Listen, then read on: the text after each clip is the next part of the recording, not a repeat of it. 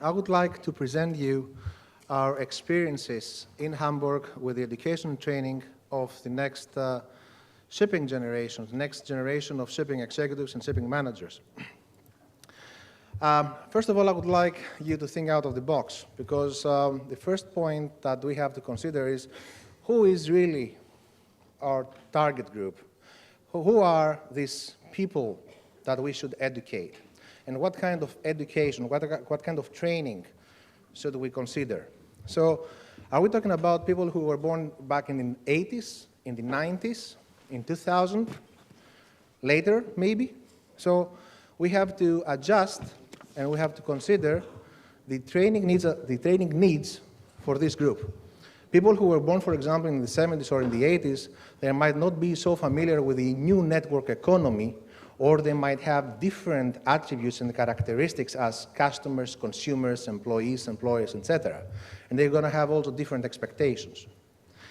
What are we going to actually train? Are we going to train commercial people, people who are going to work in the services or in the commercial sector? These are completely different fields and completely different, let's say, line of business. And the big question, at least in Hamburg, the question that we have discussed many times with the industry is our focus 2025, 2050? What is the future? What is, let's say, the horizon ahead? And what are we like to do? We would like to focus on Hamburg, let's say on niche and fragmented market. We would like to go global. We would like to consider more complex operations, I don't know, shipping and IT, navigational issues, management of bandwidth and making money out of bandwidth that you have on board ships, etc. And some of you might think, come on, these questions are already discussed and answered, but I'm not really sure, because what we get from the industry is, guys, what we're going to do with this kind of ships? Who is going to be, let's say, the manager? What kind of attributes? What kind of, let's say, of characteristics, what kind of training do these guys need ashore in order to manage this kind of ships?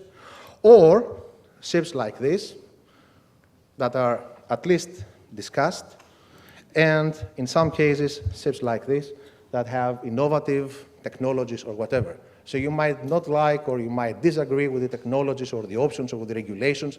However, technological evolution is here, technological evolution is discussed, and at least some employers think of the future.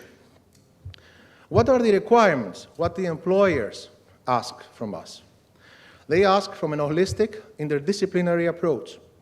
That means that we have to find students who have a solid educational background. They need international and multicultural experiences. They ask for business-oriented learning, matching of theory and practice, and preparation for future positions and challenges. This is what we are asked for from our employers. And the companies also ask for modules, special modules in business, finance, technology, soft skills like presentation skills, negotiation skills, focus on business development. They do not, let's say, like the employees, the future employees, just to be an element in the department, but to think of the department, how can the employees contribute, how can the employees bring wealth in the department. Definitely, they support the model of studying and working at the same time. And they would also like to have people trained to work close to the decision maker. That means that these people, these new young people, they should also understand the risks of the business, despite their inexperiences. In Hamburg, at least, and I think in most European countries, we were faced with a mismatch in the supply, in the demand, and in supply and demand of young employees. Established universities have their own educational agenda. In most cases, they serve state purposes. The content is decided by the lecturers. They have completely different targets, for example, academic publication, research, other topics, and they focus on mainly topics that are not so relevant to the business. While professional institutions, and in Germany we have a very strong tradition of professional institutions like the institution of shipbrokers, Schifffahrtskaufmann or Schiffsmakler or whatever, these guys, they provide a degree that is professionally very strong locally, internationally not recognized, and of course, the professional certificate is also not is not globally accepted. So what they have to do is that we have some generalists produced from the universities and some specialists, but this maybe is not the best mix. So therefore, the Hamburg business community, the Hamburg maritime community, said that both options are fine, yet we have to steer a middle course. And the answer was the setup of our business school, of the Hamburg School of Business Administration back in 2004. We are a daughter entity of the Handelskammer, that is the Chamber of Commerce. That means that we belong to the business community. And that means that all our bachelor students should be employed in order to get enrolled. Usually, and this is the procedure, students who have an interest, they apply at the university, and the university offers them some vacancies, some companies that offer, let's say, positions, and then the final selection depends on the procedures of the company, of the employer, and of the university. Academic clearance, for example, from the university, and all other employment issues related, all other issues cleared by the employers. So far, we are very successful because we are, let's say, in the top rankings of Germany. We are accredited by the state, so it is a fully recognized university, although we are an entity of private law, but we belong to an entity of public law. And I can easily claim that we are a success story. And we are a success story because 250 companies cooperate directly with us. So you can find many big names like Hapag-Lloyd, Hamburg Süd, I don't know, Rickmers, and Ederei Nord, I mean, from the shipping business, DNVGL, all these people are here, and of course, they offer also, we have also other brand names that they employ our students. And we have students from all over the world. Unfortunately, I am not supposed to say that very openly, Hamburg is not so open, but anyway, we try to become more international. I think that we are going to manage that in the future. But we have attracted many people, especially from Asia. And our key to success, I think, is our boards of trustees. Why? Because with these companies, with the representatives of these companies, we communicate.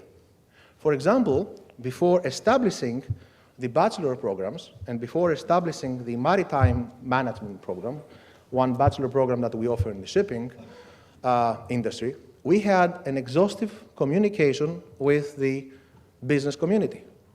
So we have invited the ship financing banks, we have invited ship operators, we have invited ship managers, big names, also smaller companies, also small and medium enterprises. Small and medium enterprises with 2 or 3, maximum 5 employees. And we say, hey, here we have a product for you. This is a product that you are going practically to finance the studies of a young person. You are going to finance growth, and through this relationship, you're going to have at the end a young employee who is willing who is willing to work for you, who is familiar with your operations, and who is in most cases loyal to the company. And we had the communication. Of course, a discussion is a dynamic process. We offered some ideas, they offered other ideas, and as you can see what we have a structured curriculum that leads to a Bachelor's of Science, and we are very proud of it because we get more or less 10 students, bachelor students in the maritime business. All of them work for a shipping employer, and after graduation, they keep their job, and in most cases, let's say, they climb up the ladder, and they work for the employer as middle management officers. The need to train existing executives was covered with the MBA shipping program. That is an executive MBA shipping program where it is, of course, obligatory to work. It is only 1 week per month. It complies fully with the German law. That means that an employee is entitled to this educational leave. It is not very expensive. I mean, it's affordable, something like 18,000 euros. And along with the modules in Hamburg, we offer modules in modules in London, Piraeus, and Dubai. And in all these different places, we visit many different companies. We visit companies in Greece, for example, like Diana Shipping or Anangel or Almi Tankers or Panagon or Minoan Lines, where we think that our students, our foreign students, can learn from the Greek expertise. And when we visit Dubai, for example, we visit terminals, we visit free trade zones. We would like them to introduce them into the new business of free trade zones. And in London, we visit banks, we visit dealing rooms, P&I clubs, I mean, all these facilities available in London. In Hamburg, we visit mainly banks and issuing houses, for KG houses. It's a special market, evidently, but it is what we can offer. And I think that the students are very happy with this visit, not only because as students or executives, they exchange cards with other people in the industry, but because they get ideas. And of course, I cannot easily have a solid statistic to present, but I can tell you that many of these MBA graduates, after a couple of years, they start up their own business. So we had many students, for example, from Latin America, who were working in Latin America for German companies or other companies. And after a couple of years in Hamburg, they decided to start up their own business. Some of them successfully have set agencies or crewing agencies or manning agencies or whatever. Some of them have also bought ships. They are very, very daring guys, but they managed to get the capitals. And this is at least what we offer to Hamburg. We tried to offer to Hamburg a solution for the young generations. It is definitely not perfect, but believe that any investment in knowledge is always the best investment that pays interest. And you know, despite all this crisis and despite all these regulatory issues that we have with environmental regulation, especially in the northern part of Europe, and all these concerns, at least in Hamburg, even during this crisis, we still invested in knowledge. And we didn't do that with the help of the state. We do not get any single euro from the state. What we do, we did that with the industry. The industry financed the studies of the young people, and we managed to deliver the best for the industry.